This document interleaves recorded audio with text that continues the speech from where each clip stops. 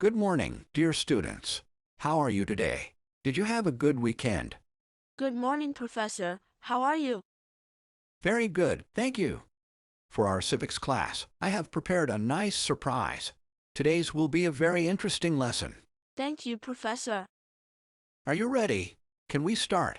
Today's lecture will begin with an analysis of the concept of participation. What does participation mean?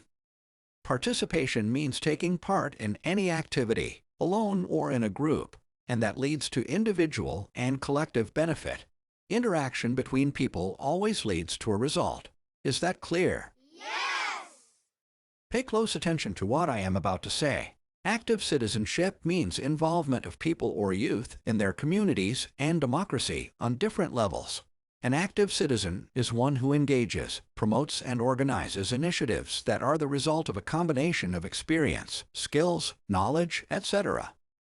Mind you, today the level of participation is very low, especially in youth, so it is crucial to support this process by involving young people with fewer opportunities or otherwise from vulnerable groups. Is this concept clear to you? I understood that the two words are connected because it talks about commitment and involvement. It is my understanding that there is a kind of participating process. Very good. You have understood the concept. Let me ask you a question. Why do you think it is important to participate? Because we make a contribution. Because we contribute to the exchange of experience and knowledge. Our contribution is synonymous with community benefit. Great job! Participation means shared growth aimed at achieving a common goal that leads citizens to become more knowledgeable. Through the participatory process, it is possible to freely express one's opinion, listen to others, and be heard. Do you know the forms of participation? Voting? Also, Could you list some of them for us to see if we understand? let's look at some of them. Exercise your right to vote. So remember to always go and vote. Your vote counts. Submit city petitions. Public forms of volunteerism, solidarity activities, research, help, support. Still, engage as in sports, culture, education, etc. Are you familiar with the youth dialogue promoted by the European Union? No. It is a tool that allows you to have opportunities for discussion, dialogue, and debate with policymakers. What do you think of it? Do you think that in the long run it could lead you to submit proposals, share ideas, and specific needs? Whoa. The tools are many. You must know how to use them. They are tools for everyone, easy, and for all of us citizens. The talk gets very interesting. But what can I do in concrete terms? I mean, what can I do to make my voice heard? Thank you for your question. Are you interested in digital technologies and tools? Or do you prefer to talk about traditional forms? Yes, let's say both. Good. Then let's start by listing some initiatives for you. There are youth councils, which are local bodies between municipalities and young people.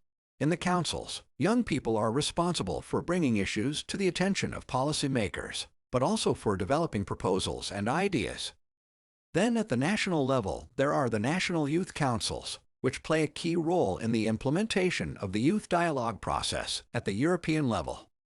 And finally, there are the youth participation activities. These are educational initiatives that you can carry out under the Erasmus Programme. What do you think? It sounds complicated. You have to be committed, put in motivation, and a lot of effort. Well, let's come to the second part of the question. Let's talk about digital participation. Digital is that form of participation that is based on the use of digital and communication technologies, ICT. Digital participation is within everyone's reach, especially you who are very young. Digital participation affects all sectors: sports, culture, education, inclusion, etc. Do we want to see any particular instruments? Yes! Let's start by analyzing a simple tool that you know very well: videos. Do you know that through videos you can participate? Yes. Participatory videos are the tools through which young people, individually or in groups, work to develop a final product aimed at bringing an issue to light.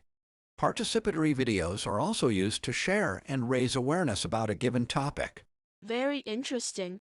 Video is a tool we all use, easy and immediate.